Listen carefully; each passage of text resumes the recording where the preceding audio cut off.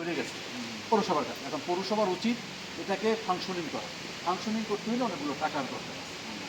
এক number 2 sir, এটা আমি মনে করি দ্রুত আপনার স্যার এটা মানে একটা লোভ দেওয়া হোক বা একটা মানে যাই হোক, এটা মানে আপনার নিয়ন্ত্রণে নিয়ে আনা, নাহলে তো এটা পরিত্যক্ত হয়ে থাকবে বা একজনে কিছু ভাঙি ফেলবে।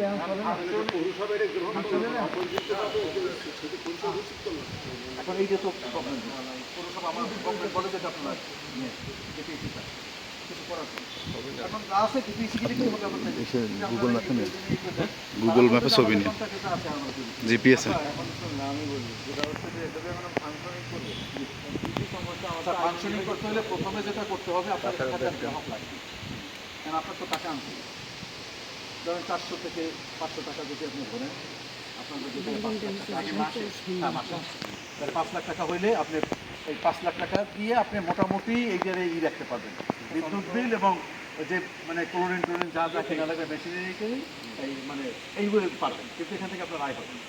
যদি আপনি 1500 গ্রাহক করতে পারেন সেক্ষেত্রে আপনার কিছু আয় হবে, কিন্তু 1500 গ্রাহক করতে হলে এই যে ধারণ ক্ষমতা হয়তো 1500 গ্রাহক কি এটা এখন আপনি 1500 গ্রাহক করলেন, কিন্তু আপনার তো 24টা ধারণ ক্ষমতা নেই, তখন কী করবে?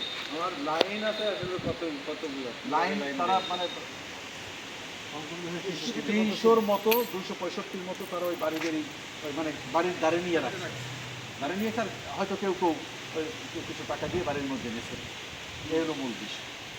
আর তাদের যে পাইপলাইনটা আছে স্যার, এটা যে সমস্যাটা তৈরি হয়েছে, এটা আমরা বহুবার দেখি। আমরা পাইপলাইন চেক করতে পারবো যে আমরা কীরকম আছে আর কি স্যার মোটর চেক করাইতে পারবো। চালান করে পাইপলাইন যেগুলো আছে এইটা পানি সরবরাহ করলেই বিভিন্ন জায়গায় করতে পারবে। এটা বহুবার বলা হয়েছে, বহু মানে অনুষ্ঠানে বলছি, মানে এই অনুষ্ঠানে বলছি, সেটা আমি বিটিএইচকে বলছি, এই পাবলিক হেলথে বলছি, কিন্তু এটা কিছু করেন। পাইপ ফেটে গেলে তো আমাদের সব পাইপ পাল্টাইতে হবে।